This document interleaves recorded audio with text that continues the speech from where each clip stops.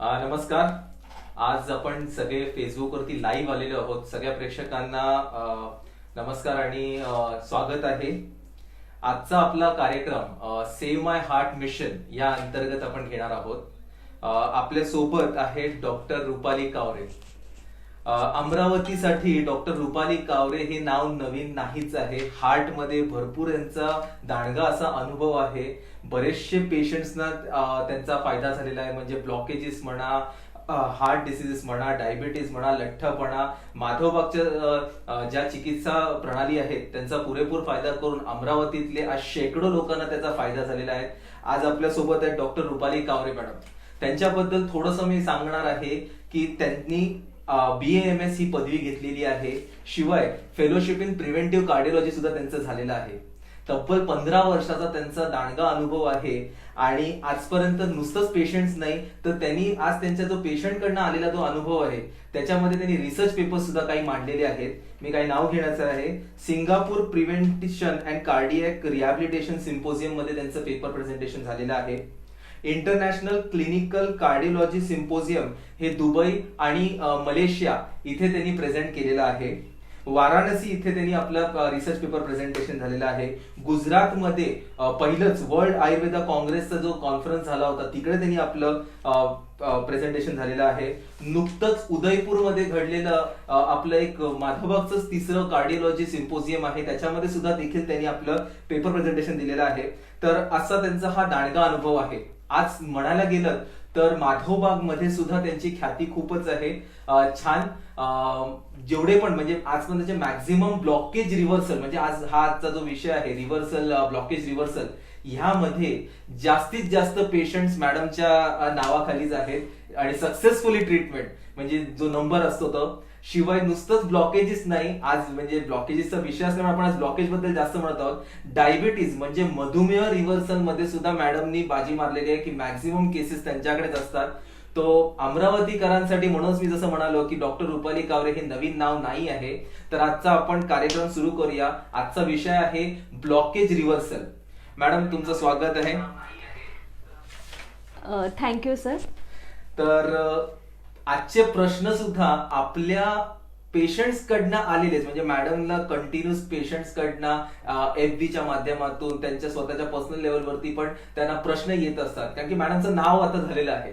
तर त्यांचे काही प्रश्न आहेत. आज प्रश्नच म्हणजे आज हेच प्रश्न मॅडमच्या कडनं आले की बाबा चला आपण सगळ्यांसाठी एक फायदेशीर होऊन जातील. आजाराबद्दलची माहिती मिळते, आपण त्याच्यातून कसं बाहेर निघूया आज मॅडम कडनं जाणून घेऊया. नक्की सर.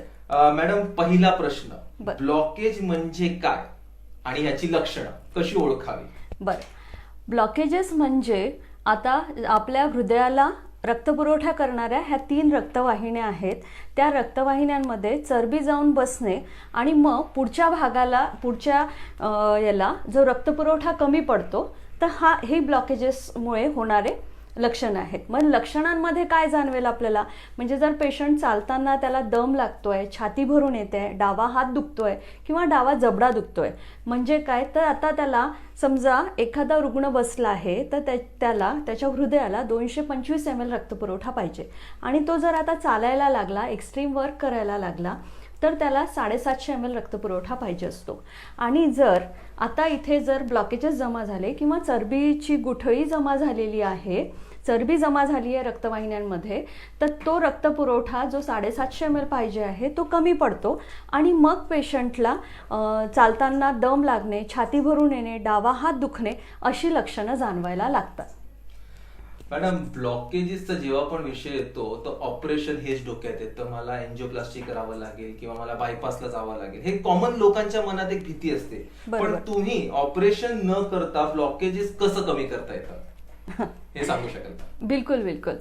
आतापर्यंत आपल्या सगळ्या जनमानसांमध्ये असा समज आहे की मला ब्लॉकेजेस आहे बाबा 80, 90, 100% ब्लॉकेजेस झालेले आहे. एक नाही 3 रक्तवाहिन्यांमध्ये ब्लॉकेजेस आहे तर आता मला ऑपरेशन शिवाय दुसरा कोणताही पर्याय नाही हे जनमानसात मध्ये जनरली बोलल्या जातं.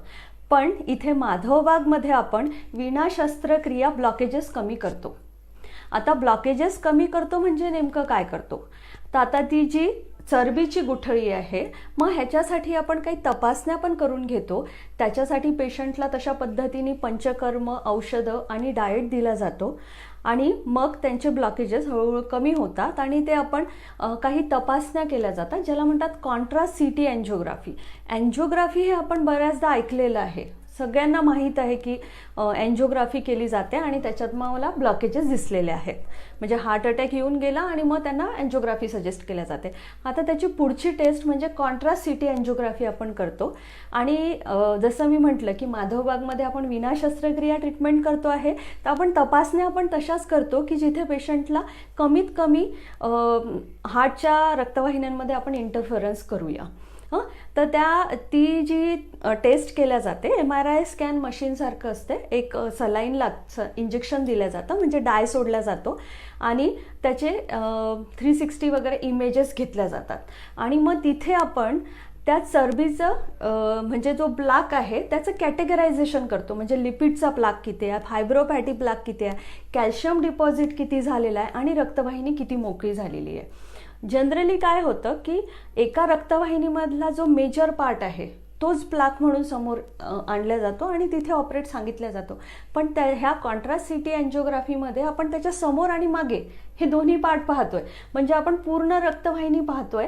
आणि मला सांगताना अतिशय आनंद होतो की त्या पूर्ण रक्तवाहिनीतलेच ब्लॉकेजेस आम्ही कमी करतो. आता जसं तुम्ही म्हणालात की ऑपरेशन टाळू शकतो आपण, हां, पण दुसरीकडे लोकांचा असं पण समज असतं की आयुर्वेदिक ट्रीटमेंट स्लो आहे आणि मला या ट्रीटमेंट करताना मला काही त्रास होऊ झाला तर? बरं, अतिशय छान प्रश्न आहे. काय होतं की पेशंट पहिल्यांदाच घाबरलेला असतो जेव्हा त्याला सांगितलं जातं की तुमच्या रक्तवाहिन्यांमध्ये बाबा 100% ब्लॉक आहे. मग आपल्याला 100% ब्लॉक आहे तर आपलं अझम्पशन असं होतं की आता पुढे रक्तपुरवठा किती जात असेल. जनरली पब्लिकला असं वाटतं की आता रक्तपुरवठा जातच नाही आहे बाबा, तर 80% ब्लॉक आहे तर 20%च रक्तपुरवठा जातो आहे. पण अशातलं काही नसतं. त्या चरबीला पार करूनही रक्त समोर जात असतं. म्हणजे समजा जर तुम्ही पेशंट आहात आणि तुमची आज एन्जिओग्राफी झाली आणि आज तुम्हाला माहीत पडलं की माझ्या रक्तवाहिन्यांमध्ये 100% ब्लॉक आहे, मग याचा अर्थ हे ब्लॉकेजेस केव्हापासून तयार झालेले असावे? खूप वर्षापासून असेल. हां, मग आता तुम्हाला माहीत पडलं, मग आता तुम्हाला जाणवायला लागलं की 100% ब्लॉक आणि पुढे रक्तपुरवठाच होत नाही आहे मला. म्हणजे शास्त्र असं सांगतं की साधारणतः ह्या प्रोसेस सुरू 2 वर्षापासून वगैरे तरी ही झाली असेल किंवा शालेय जीवनापासून ब्लॉकेजेस बनणं सुरू होतात. आता आपण रिसेंट जे आपल्याकडे केसेस येतात आहे तिथे आपण बघतोच की अर्ली म्हणजे 25 लोअर जो MI डिटेक्टेड आहे तो 23 इयर्सचा आहे. मग अशा पद्धतीने किंवा 13 इयर्सच्या मुलाला MI आला. मग आता इथे हे काय घडलं, हा थोडासा वेगळं पद्धतीने होईल की इथे रक्तवाहिनींमध्ये गुठळी झाली तो पार्ट आणि इथून ब्लॉकेजेस बनणं सुरू होतं. म्हणजे असं नाही की माझी काल एन्जिओग्राफी झाली आणि आता बाबा मला एकदमच इमर्जन्सी आहे. म्हणजे हे ब्लॉकेजेस आधी पण होते, पण त्याला पार करून रक्तपुरवठा समोर जात होता. आता इथे 2 गोष्टी म्हणजे ह्या प्रश्नांमध्ये बरेचसे प्रश्न दडलेले आहेत की जर मला हार्ट अटॅक आला तर आता हार्ट अटॅक काय येणार आहे, जर रक्ताची गुठळी तयार झाली तर हार्ट अटॅक येईल आणि तेव्हा ती रक्ताची गुठळी फोडायचं इंजेक्शन द्यावं लागतं पेशंटला. आता 75% प्लाक मध्ये पण MI येऊ शकतात. आता आपल्याला काय करायचं आहे, त्या ब्लॉकेजेसला आपल्याला कमी करायचं आहे, रक्तपुरवठा वाढवायचा आहे आणि रक्ताची गुठळी होऊ नये हा महत्त्वाचा फॅक्टर आहे, याच्यावर काम करायचं आहे. तर ह्या सगळ्या म्हणजे आता तिथे ब्लॉकेज असो किंवा नसो रक्ताची गुठळी व्हायची रिस्क सगळ्यांना तेवढ्याच पद्धतीने राहील. आता आपल्याला काय करायचं आहे, इथे एक वर्ड आहे त्याला म्हणतात इस्चेमिया. म्हणजे हृदयाला रक्तपुरवठा कमी होतो आहे, तो वाढून दिला की रुग्णाची जी लक्षणं आहे की दम भरून येणे, छाती भरून येणे, छातीवर वजन ठेवलं आहे असं वाटणं, ह्या सगळ्या गोष्टी कमी होऊन जातील आणि पेशंटला त्याच्या लक्षणांमधून मुक्ती मिळेल. आणि आपण जेव्हा पंचकर्म करतो, आपण जेव्हा ट्रीटमेंट करतो तेव्हा पहिल्या 3 महिन्यात सर आपण हे डॉक्युमेंटेड दाखवून देतो. 30% पर्यंत आम्ही असं म्हणायचो की 30% पर्यंत पहिल्या 3 महिन्यात आपण ब्लॉकेजेस कमी करतो. पण मला सांगायला अतिशय आनंद होते की आपण 85% पर्यंत पण ब्लॉकेजेस कमी केलेले आहेत पेशंटचे. आणि जिथे आपण हे ब्लॉकेजेस कमी करतो आणि माझ्या आत्तापर्यंत एकाही रुग्णाला हार्ट अटॅक आलेला नाही आहे. उलट त्यांची जी इमर्जन्सी औषधं असतात, म्हणजे सॉर्बिट्रेट पेशंट खात असतो दिवसाला 3-3 वेळा, त्या पण गोळ्या बंद होतात. पेशंट चालताना त्याला कुठलाही त्रास होत नाही. Great. आता हे तर तुम्ही सांगितलं, पण हे ब्लॉकेजेस मूळचे, आता मी जसं तुम्ही आता मला सांगितलं की बरेच वर्षापासून होत आहेत, मग हे कशामुळे होत आहेत किंवा हे कुठल्या अशा रुग्णांमध्ये जास्त करून आढळतं? बरोबर आहे. आता हे जे ब्लॉकेजेस आहे ना, ह्याच्यासाठी काही रिस्क फॅक्टर आहे. म्हणजे जर पेशंट डायबिटिक असेल, त्याला ब्लड प्रेशर म्हणजे उच्च रक्तताप असेल, किंवा ओबेसिटी आहे, किंवा डिस्लिपिडियामी आहे, म्हणजे कोलेस्ट्रॉल जास्त आहे त्या याच्यामध्ये, आणि ज्यांची लाईफस्टाईल हे आहे, स्ट्रेस आहे, म्हणजे ढोबळ मारण्याने पाहायचं राहिलं तर आहारातल्या चुका, व्यायामाचा अभाव, स्ट्रेस आणि व्यसन ही 4 कारणं आहेत की ज्याच्यामुळे हृदयरोग होऊ शकतो. आणि ह्याच्यातले कुठल्या रुग्णांना जास्त शक्यता किंवा जास्त काळजी घेणं गरजेचं आहे, त्याच्यातलं डायबिटिक. आत्ता रिसर्चर्स असं म्हणतात की दर 2 प्रमेह रुग्णापैकी 1 हृदयरोगी असू शकतो. त्याच्यानंतर ब्लड प्रेशर जर हाय झालं असेल तर ती रक्तवाहिनींमध्ये फोर्सफुली जाईल आणि तिथे wear and tear, shear test जास्त येईल आणि क्लॉट व्हायचे चान्सेस जास्त राहतील. ओबेसिटी, जिथे चरबी बाहेर साचलेली आहे तशीच रक्तवाहिन्यांमध्ये पण साचलेली असेल. आणि कोलेस्ट्रॉल, आता जनरली आपण लिपिड प्रोफाईल करतो तेव्हा आपण हे पाहिलेलं असतं. त्याच्यात आपण 4 टप्पे पाहतो की टोटल कोलेस्ट्रॉल किती आहे, LDL किती आहे, HDL किती आहे आणि ट्रायग्लिसराईड किती आहे. लता मंगेशकर इन्स्टिट्यूटमध्ये, म्हणजे इंडियनचं आपण बघूया की त्याच्यात आपल्या इंडियन्स लोक किती प्रोन आहेत हार्ट डिसीजसाठी आणि त्याचं लिपिड प्रोफाईल कशा पद्धतीने राहील. तर जेव्हा ट्रायग्लिसराईड लेवल वाढलेले असतील आणि HDL कोलेस्ट्रॉल हे कमी असतील तर त्या पेशंटला ॲक्टिव्ह फेजमध्ये तो ॲथ्रोस्क्लेरोसिस त्याचं सुरू आहे, म्हणजे तिथे जडणघडण, आणि हा पेशंट रिस्कवर आहे. तर अशा रुग्णांनी त्वरित डॉक्टरांचा सल्ला घेणं गरजेचं आहे. त्यांनी दवाखान्यात येऊन दाखवणं अतिशय गरजेचं आहे.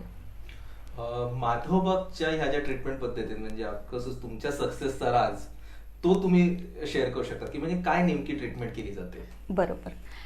आता बघा, इथे ना आपण काय तत्व सांभाळतो आहे किंवा कशा पद्धतीने, इथे पंचसूत्री कार्यक्रम आपण सगळ्या डिसीज रिव्हर्सलसाठी वापरतो. म्हणजे आहारातला चुकीचा भाग आहे की जो पेशंट घेतो आहे, मग त्याला ते दुरुस्त करणं गरजेचं आहे ना. त्याच्यानंतर त्याची व्यायाम करण्याची क्षमता कमी झाली आहे तर त्याच्या हृदयाची कार्यक्षमता वाढवून त्याला टप्प्याटप्प्याने एक्सरसाइज देणं गरजेचं आहे. त्याला औषधं तशा मात्रेत देऊन हृदयाला रक्तपुरवठा वाढवण्याची गरज आहे. आता इथे समजून घ्यायचं म्हणजे, समजा ही रक्तवाहिनी आहे आणि हा बाहेरचा भाग आहे आणि हा आतमधला भाग आहे, याला म्हणतात एंडोथेलियम. आता हा एंडोथेलियम ही सिंगल लेअर असते आणि त्याच्या मागे प्लाक तयार होतात. आता जर तुमचं एंडोथेलियम चांगलं आहे तर मग ब्लॉकेजेस होणार नाहीत, LDL कोलेस्ट्रॉलला आतमध्ये एंट्रीज भेटणार नाही. मग ह्या एंडोथेलियमला चांगलं करण्यासाठी आपण हाय ओरॅक व्हॅल्यू असणारा डाएट देतो. म्हणजे आता आम्ही क्लिनिकमधूनच पेशंटला देतो जेवण की जे त्यांनी घरी बनवून तशा पद्धतीने बनवायचं असतं. बघा सर, खूप साऱ्या पेशंटला ना सांगणं खूप सोपं आहे की तुम्ही हे जेवा, ते जेवा, असं करा, पण ते त्यांनी वर्कच होत नाही. म्हणजे शिकवणं सोपं आहे, इथे आम्ही शिकवत नाही, आम्ही पेशंटच्या सोबत असतो. जेवण सुद्धा औषधासारखंच घ्यावं. हो, नाही, त्यांना ते दिलेलंच असतं की हेच घ्यायचं आहे, इतक्याच मात्रेत घ्यायचं आहे. कारण बघा, तुमच्या घरची वाटी वेगळी, माझ्या घरची वाटी वेगळी. मग ह्याला आपण एका स्टँडर्ड व्हॅल्यूमध्ये कसं आणू की तुम्हाला किती कशा पद्धतीने जेवायचं आहे. तुम्हाला कुठल्या, म्हणजे आता मी म्हणेल की जिथे आता ब्लॉकेज कमी करायचं आहे आणि रक्तवाहिनीचा आतमधला स्तर व्यवस्थित करायचा आहे, तर त्याच्यासाठी मला विटॅमिन सीची गरज आहे. ती रोज किती मात्रेत गरज आहे, मग त्याच्यासाठी बनवणारे, म्हणजे आवळा आमच्या आयुर्वेदामध्ये अमृततुल्य मेडिसिन असतं आणि which is rich source of vitamin C. तर त्याच्यापासून बनवलेली औषधं आहेत की जे पेशंटला आम्ही सकाळी घ्यायला देतो. त्याच्यानंतर त्यांच्या डाएटमध्ये लो कार्ब डाएट असतो की आपल्या म्हणजे सगळ्यात मोठा जो कल्प्रिट आयटम असेल ना तर तो आहे कार्बोहायड्रेट. कार्बोहायड्रेट म्हणजे आता समजून घ्यायचं, एक सोप्या भाषेत मी सांगते की आम्ही काय करतो, वरून येणारा जो कचरा आहे ना तो बंद करून टाकतो. म्हणजे आतमध्ये साचलेला कचऱ्यावरच मला काम करायचं आहे. वरून जे आपण पाठवतो ते छान पद्धतीने अशा पद्धतीचा आपण आहार देतो की जो एंडोथेलियमला रिपेअर करेल आणि मगच आपले ब्लॉकेजेस कमी होणं सुरू होते. त्याच्यासोबतच आपण इथे पंचकर्म करतो. पंचकर्मामध्ये पेशंटला मसाज केली जाते एका विशिष्ट पद्धतीच्या ऑइलनी आणि एका विशिष्ट पद्धतीने. म्हणजे जर आपण हृदयाचा पेशंट असला तर त्याच्यासाठी वापरणारे ऑइल वेगळे असतात. त्याच्यानंतर त्याची जी टेक्निक असते ते वेगळ्या पद्धतीने होतात. कारण आपल्याला हृदयाकडे येणारं रक्त वाढवायचं आहे, म्हणजे पेरिफेरल रेझिस्टन्स आपल्याला कमी करायचं आहे. आणि त्याच्यासोबतच आपण जे स्वेदन करतो त्याच्यामुळे रक्तवाहिन्या डायलेट होतात, म्हणजे रक्तपुरवठा वाढतो. आणि बस्ती म्हणजे जो पंचकर्मातला किंवा ह्या ट्रीटमेंटमधला सगळ्यात महत्त्वाचा भाग आहे की जिथे आपण जी द्रव्य वापरतो ती काय करेल, एंडोथेलियमचं जे काम आहे की नायट्रिक ऑक्साईड इन्सेंट्रिक आणि एक्सट्रेन्सिक एनो ह्याला ते सिक्रीट करेल. जसं आपण सॉर्बिट्रेट पेशंटला माहीत असते की ते हेच काम करते. पण इतक्या मोठ्या प्रमाणात जे आपलं काम करते ते आपले जे बस्तीसाठी द्रव्य वापरले जातात इथे ब्लॉकेजेस कमी करण्यासाठी, त्याच्यामध्ये त्या सगळ्या द्रव्यांचा पेशंटला बस्ती दिला जातो की जिथे रक्तवाहिन्यांचं आरोग्य व्यवस्थित होतं, रक्तवाहिन्यांचा आतला भाग रिपेअर होतो आणि ब्लॉकेजेस कमी होतात. म्हणजे छानच आहे की आपल्याला आता कळलेलंच आहे की ब्लॉकेजेस हा ज्याला आपण घाबरत होतो एवढा मोठा आजार आहे. मॅडम एवढं छान त्याला सिम्प्लिफाईड वे मध्ये करून दिलेलं आहे की नक्कीच आपण ब्लॉकेज मधनं निश्चितच बाहेर निघू शकतो. जसं मॅडमनी सांगितलं की जीवनशैलीचा हा भाग आहे. मॅडम तुम्ही आता ब्लॉकेजेस पेशंटसाठी सांगितलेलं आहे की हे केलं, आता तुमची ट्रीटमेंट आहे, तुमचा एवढा दांडगा अभ्यास आहे, त्याच्यावरती तुमचे एवढे पेशंट्स आहेत. ब्लॉकेज न हो किंवा मी जास्तीत जास्त लेट ह्या ब्लॉकेजेस मध्ये पोहोचू, तर अशा तरुण पिढीसाठी यांनी काय करावं? बरोबर, अतिशय सुंदर प्रश्न आहे सर. कारण आमचं माधवबागचं मिशनच, इनफॅक्ट मी म्हणेल की माधवबाग राजापेठचंही हे मिशन आहे की आपण हृदयरोग कमी करूया. आणि हा जो WHO सांगितलेला आहे की आपल्यावर एक धोक्याची घंटा वाजते आहे. आता माझा मुलगाही 15 वर्षाचा आहे आणि जेव्हा मी असं ऐकलं की हा 13 वर्षाच्या मुलाला हार्ट अटॅक आला, मग आपल्या घरातूनच आपल्याला आरोग्य संपदा सुरू करायला पाहिजे. आणि त्या सगळ्या तरुणांसाठी मला काम करायला आवडेल आणि त्यांना मला एक डेफिनेटली एक संदेश सांगावासा वाटतो की ह्या गोष्टी का बरं होतात आहे याच्या मुळाकडे थोडंसं आपण जाऊया. मग आपल्या आहारातल्या चुका असेल, मग आजकाल जे आपण फास्ट फूडकडे खूप वळलो आहे, म्हणजे चीज आहे, बटर आहे, पावभाजी विथ एक्स्ट्रा चीज किंवा पिझ्झा आहे, सॉसेस आपण प्रत्येक याच्यात वापरतो. बटर थोडंसं खाऊन पाहिलं ना सर तरी खारट लागतं. सॉसमध्ये इतक्या मोठ्या प्रमाणात मीठ आहे. तळलेले डीप फ्राईड फूड असतात ते LDL कोलेस्ट्रॉल डायरेक्ट तयार करतात. मग अशा पद्धतीने जेव्हा आपण डाएट घेतो आहे, म्हणजे जुन्या काळी खूप छान प्रकारे जेवण आपली संस्कृती होती आणि आपल्याला ज्या पालेभाज्या आणि हे सगळं मिळायचं ते प्युअर फॉर्ममध्ये मिळायचं, दूध म्हणा, फळभाज्या. पण आता तसं राहिलं नाही. प्रदूषणही वाढलं आहे, तो पण एक भाग याच्यामध्ये येतो. आणि स्ट्रेस पण भरपूर वाढला आहे. आणि सगळ्यात महत्त्वाचं, मुलं ग्राउंडवर कमी आणि फोनवर जास्त दिसतात. तर आपल्याला म्हणजे सगळ्या पालकांना मला विनंती आहे की त्यांना कुठला तरी एक स्पोर्ट्स लावा की जेणेकरून ते ग्राउंडवर खेळतील. हृदयाला जर व्यायाम द्यायचा असेल तर तो चालणं आणि धावणं हाच आहे. योगासनं हृदयावरचा व्यायाम नाही ना. तर जर आपली मुलं चालत असतील, धावत असतील तर हृदयाला ती एक्झरसाइज झालेली आहे. हृदयाचा रक्तपुरवठा, हृदयाला माहीत आहे की मला इमर्जन्सीमध्ये काय काम करायचं आहे. जर मला इमर्जन्सीत काय करायचं माहीतच नाही तर मग ऐनवेळी पंचायत येईल आणि रक्तवाहिन्यांना ती सवयच राहणार नाही. आता हे जे एक्स्ट्रा मीठ आहे, ह्या गोष्टी आहे, तर डाएटला आपण डेफिनेटली तुम्ही एन्जॉय करा ना, महिन्यातून एक दिवस. बट मग आपल्या घरचं छानसं जेवण जेवा. तेलाचं प्रमाण कमी असायला पाहिजे. तर ते नेमकं किती असायला पाहिजे, तर पर व्यक्तीला 500 ml तेल असायला पाहिजे सर. जर तुमच्या घरात 4 लोक आहेत ना तर 200 ml तेल व्यवस्थित आहे. आता तेल चूज करताना आपण कुठलं करायला पाहिजे, तर बघा पाकिटावर 2 गोष्टी लिहिलेल्या असतात, रिफाईंड आणि फिल्टर. तर आपण फक्त गाळलेलं फिल्टर तेल यूज करायला पाहिजे की जिथे केमिकल्स कमी आहेत. त्याच्यानंतर येतो व्यायामाचा पार्ट आणि मग येतो की स्ट्रेस. आता स्ट्रेस हा प्रत्येकालाच राहणार आहे. आता जर आपण धनुष्य ताणायचा म्हटला ना तर ताणल्याशिवाय तो बाण समोर जाईल का? जर तुम्हाला आयुष्यात काहीतरी प्रगती करायची आहे तर तुम्हाला तो ताण आवश्यक आहे. म्हणून तुम्ही प्रोग्रेस कराल, पण तो किती ताणायचा हे आपल्याला कळायला पाहिजे प्रत्येक गोष्टीचं. म्हणजे तुम्ही तुमचा हे तुटतो आहे तिथपर्यंत ताणता आहात का, तर ते आपल्याला समजायला पाहिजे. पॅरेंट्सचे एक्सपेक्टेशन्स वाढले आहे किंवा मुलांची खूप धावपळ होते आहे, तर ह्या गोष्टीकडे आपल्याला लक्ष द्यायला पाहिजे. आणि जरी आपल्याला सोशल मीडियावर खूप सारे फ्रेंड्स आहेत, पण घरची जी कनेक्टिव्हिटी आहे किंवा फ्रेंड्सची, की कुणासमोर एक्सप्रेस होता आलं पाहिजे, तर ह्या गोष्टी अतिशय महत्त्वाच्या आहे. मग आता ह्या तर झाल्या, पण ह्याच्याचं सोल्युशन्स काय आहे, तर मग आपण मेडिटेशन करू शकतो. आणि सगळ्यात महत्त्वाचं, जर तुम्ही वॉकला जात असाल 35 मिनिट्स एम्प्टी स्टमक सफिशियंट आहे. 35 मिनटं काढा, म्हणजे तुमचं हृदय निरोगी, तुमच्या शरीरामध्ये जे हॅपी हार्मोन्स तयार होतात त्याच्यामुळे तुमचा स्ट्रेस लेवल कमी, विअर अँड टिअर कमी, LDL कोलेस्ट्रॉल कमी, ह्या सगळ्या गोष्टी व्यवस्थित राहतील. तर अशा पद्धतीने जर आपण आपलं काय म्हणूया जीवनशैली अंगीकारली, तर डेफिनेटली आपण ह्या म्हणजे जो हार्ट डिसीज आहे किंवा रक्ताची गुठळी होणं, म्हणजे सडनली आपण बघतो की अरे एकदम MI आला, इतका स्ट्रेस झाला.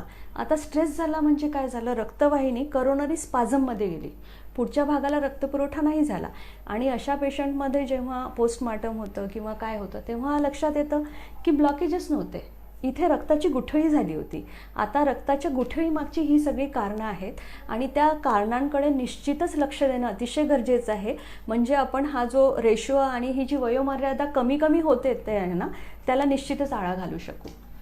खूप खूप धन्यवाद मॅडम. म्हणजे आता ब्लॉकेजेस साठी काय ट्रीटमेंट आहे डॉक्टर रुपाली कावरे ते आहेतच आपल्यासाठी, पण ब्लॉकेजेस होऊ नये यासाठी पण आपल्याला आहार विहार आणि विचार, जसं मॅडमने सांगितलेलं आहे, ते आपल्याला फॉलो करायचंच आहे. मॅडमचे डायबिटीजचे वर्कशॉप सुद्धा होत असतात, हृदयरोगाचे पण वर्कशॉप्स होत असतात. तर मॅडम हे तुमचे वीकली बेसिसवरती असतील, 15 दिवसावरती असतील, की कसे डिक्लेअर होतात, म्हणजे लोकांनी तुम्हाला कसं संपर्क साधावा?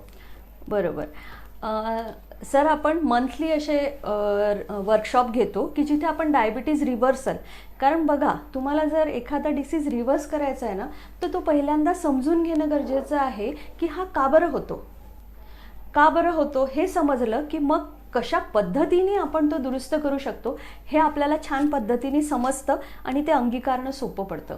आणि इथे आम्ही मदतीला आहोत. तुमचा डाएट आम्ही प्लॅन करून देतो, तुम्हाला सवय लागेपर्यंत आम्ही शिकवतो, त्याच्यानंतर तशा पद्धतीने देतो.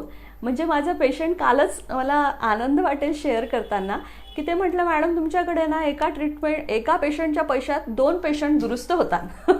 मी म्हटलं कसे काय, म्हणजे माझ्या मिसेसची ट्रीटमेंट सुरू आहे आणि तिला घेऊन येतो तेव्हापासून माझं 4 किलो वजन कमी झालं.